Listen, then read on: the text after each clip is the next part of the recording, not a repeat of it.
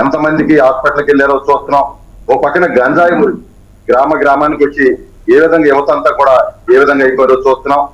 మరి వీళ్ళు చెప్పిన పరిశ్రమలు ఎక్కడో మరి 1,00,000 కోట్లు గ్రౌండ్ చేసామో మరి ఆ పరిశ్రమలు ఎక్కడ ఉన్నాయో ఏంటో ఒకసారి. శేఖర్ రెడ్డి గారు, పరిశ్రమలు ఎక్కడ ఉన్నాయి చెప్పండి. రైట్ క్వశ్చన్ ఆయన అడిగింది, ఎందుకంటే జనాలకు క్లారిటీ కావాలి. శేఖర్ రెడ్డి గారు, ఏదేమైనప్పటికీ క్లారిటీగా ఉన్నారు.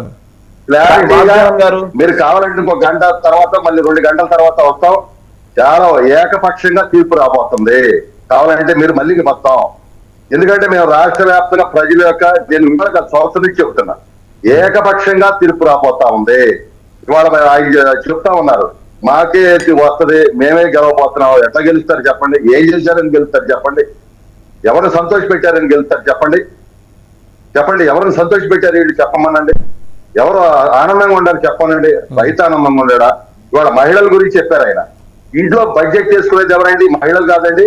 మహిళలకు తెలియదా ఏ రోజు ఏం కొంటున్నాం, ఎంత అవుతుంది, ఎంత వస్తుంది అనేది? ఖచ్చితంగా మహిళలకు తెలుసు.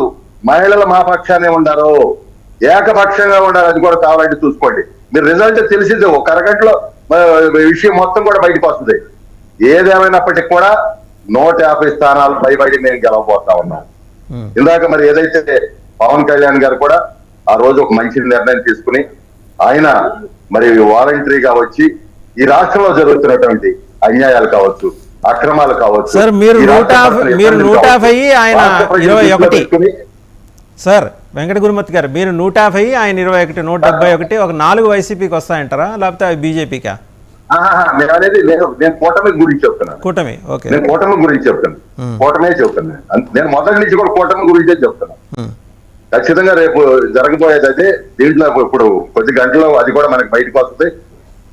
ఎందుకంటే చెబుతున్నామంటే ఇవాళ ఈ రాష్ట్రంలో ఉన్నటువంటి సంక్షేమం అభివృద్ధిని దృష్టిలో పెట్టుకుని పవన్ కళ్యాణ్ గారు ఏదైతే ఆ రోజు ఒక నిర్ణయం తీసుకున్నారో, ఆ తర్వాత మరి ఎన్డీఏ పక్షమైన బీజేపీతో కూడా సహకారం చేసుకుని ఈ రోజున రాష్ట్రంలో క్లీన్ స్వీప్ చేయబోతా ఉన్నాం.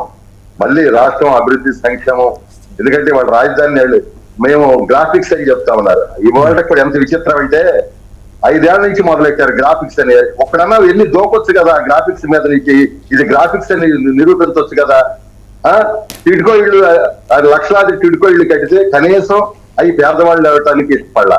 అదేమంటే సెంటు పట్టా ఇచ్చి అక్కడ మెరకంతా కూడా తోలి ఉపాధి హామీ నిధులన్నీ కూడా దారి మళ్ళిచ్చేసి దోపిడీ చేసుకుని ఇవాళ మళ్ళీ ఇంకా గ్రాఫిక్స్ అని చెప్తే అంటే ప్రజల అమాయకుల, అంటే ఎవరు రాజధానికి వెళ్ళి చూడలేదా, ఎవరు అక్కడ నిర్మాణాలు జరగలేదా? ఇంతకన్నా మరి మీరేం పగలు తీశారు చెప్పానండి? మీరేం పగలు తీశారు? ఏకపక్షంగా స్థానిక సంస్థల్లో మీకే ఇచ్చాం.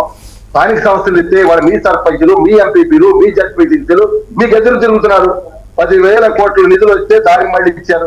ఏంటి మీరు చేసింది చెప్పమనండి? స్థానిక సంస్థలన్నీ కూడా ఏకపక్షంగా. శేఖర్ రెడ్డి గారు ఆయన ఏమన్నారంటే, వెంకట గురుమూర్తి గారు మీకు వెసులుబాటు కల్పించారు వాళ్ళు పోటీ చేయకపోవడం ద్వారా.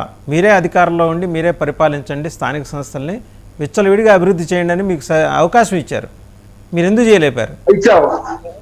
ఎందుకు చేయలేపారు? నిధులు లాక్కున్నారు ఏంటి చెప్పండి? 10,000 కోట్ల నిధులు ఎందుకు? ఇవాళ వైసీపీ సర్పంచులు ఏ విధంగా గ్రామాల్లో వదిలేశారు. శేఖర్ రెడ్డి గారు మీరు మ్యూట్ లో ఉన్నారండి. విరక్తి కలిగింది వీళ్ళ మీద, వాళ్ళకి విరక్తి కలిగింది వీళ్ళ మీద.